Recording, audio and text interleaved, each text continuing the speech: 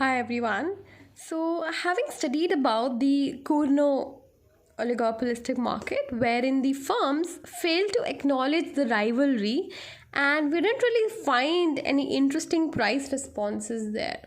What we did find was both of these oligopolistic firms end up making the same quantities, which is the one third of total market demand. Now, in this case, we're going to study about the King demand curve as developed by Paul Sweezy in 1939. It retains its importance in the fact that how it's beautifully written and how it portrays the price rigidity in the market. Okay, so what King demand curve puts forth is this. So Paul Sweezy postulated that if an oligopolist raised its price, it would lose most of its customers because the other firms in the industry would not match the price increase. However, on the other hand, an oligopolist could not increase its share of the market by lowering its price since its competitors would immediately match the price reduction. So basically, what's going to happen is there are two scenarios.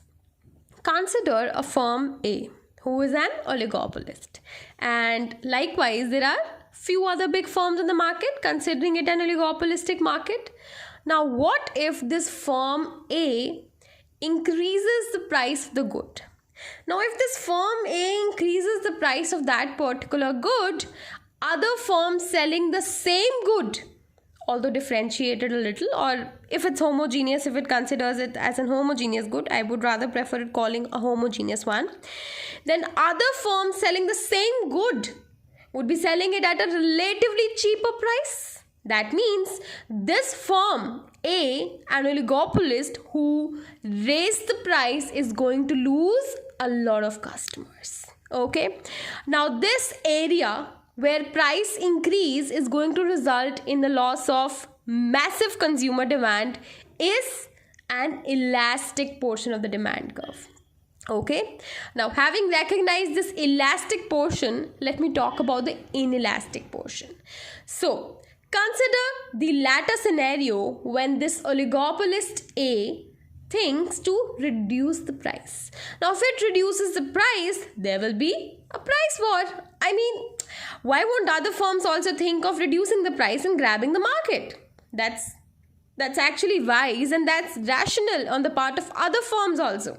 So if this firm A reduces the price of the good, other firms are going to follow the suit and they'll also cut their prices. What will happen?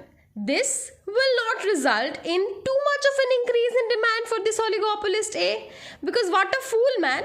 If he is reducing the price, other firms will easily follow the suit.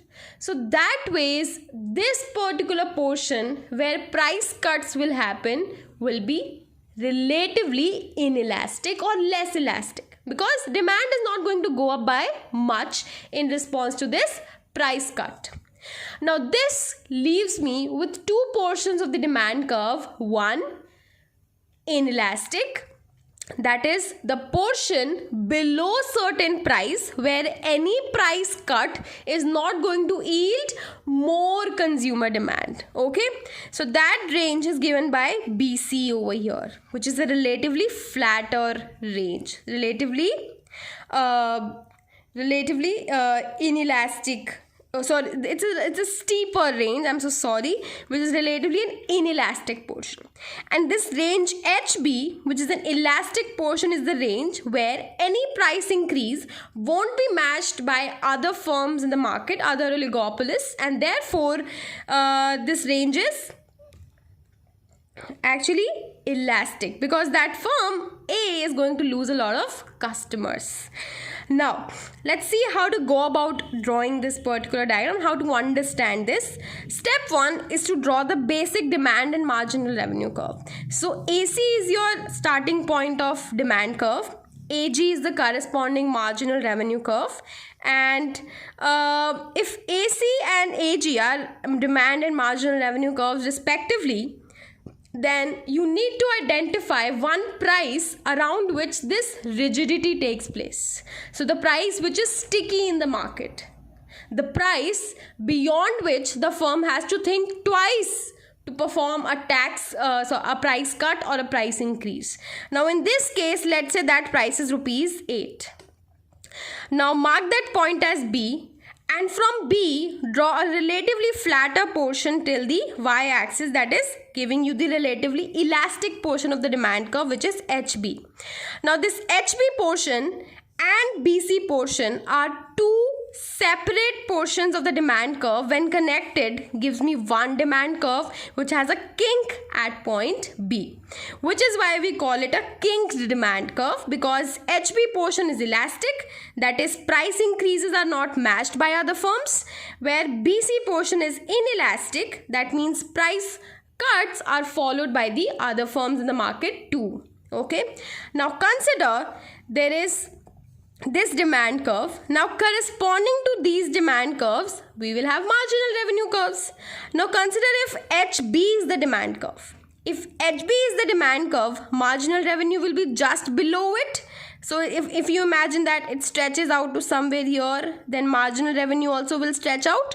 So this HJ is the marginal revenue curve corresponding to the HB curve. Likewise, corresponding to the BC demand curve, you have FG, marginal revenue curve. Okay, but there is a portion being left out, but we can't really have a left out portion, so we call this as the discontinuity in the marginal revenue curve shown by the kink at point B. So marginal revenue curve becomes HJKFG. So this is your marginal revenue curve and this is your demand curve HBC. Now consider initially the marginal cost curve is SMC. Now this is your marginal cost curve. The equilibrium will occur at a point where marginal cost and marginal revenue are equal. That's the profit maximization condition. Now that happens at the point K.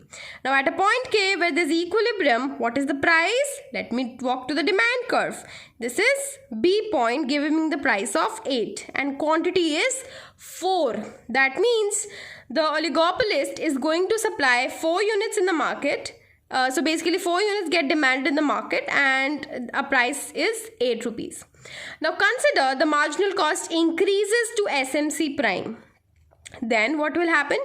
Then if SMC prime is the new marginal cost curve, equilibrium will be at point J and this again gives you the same quantity and the same price.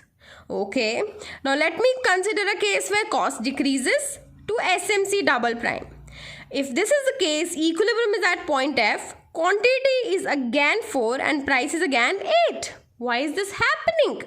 This is happening because this discontinuity has risen, or this price rigidity, the price remaining 8 rupees in this range is happening because of the kinked demand curve. Had there been no kink, trust me, had there been no kink and you had a fluidly marginal revenue curve, you wouldn't have the same price. You would have a different price of different quantity. But now because there is a kink in demand curve, any cost changes in the range of discontinuity, that is the JF portion. We call the JF portion as the discontinuous portion of the marginal revenue curve. So any price changes, any cost changes over here through the MC curve shifts, or any demand curve shifts also happening over in this range, will not cause the price to change. This is price rigidity hidden in this model because of the kinked demand curve.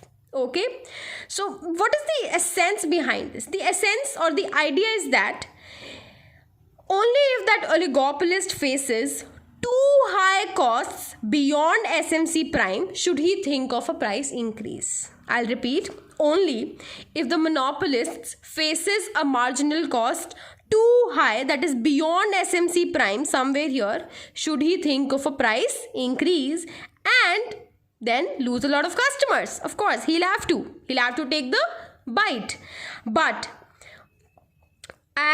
On the other scenario, only if the oligopolist is too confident of very low costs beyond SMC double prime should he perform the price cuts. Okay, so it's wise for the oligopolist to stay on the same price on the discontinuity range and to go for a price increase or a price cut only when the cost is significantly higher or significantly lower respectively.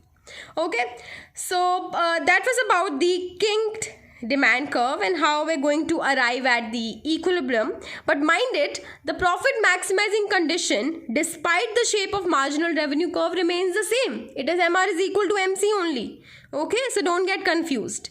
And that's how we have established a price rigidity at price is equal to rupees 8. But this model has its own drawbacks. So a lot of critiques have argued that there is no evidence to actually support this. And also, how do you determine this price, which is the rigid price? I mean, microeconomics is all about establishing an equilibrium price and quantity. But this model doesn't tell you how do you come at this price choice of rupees 8.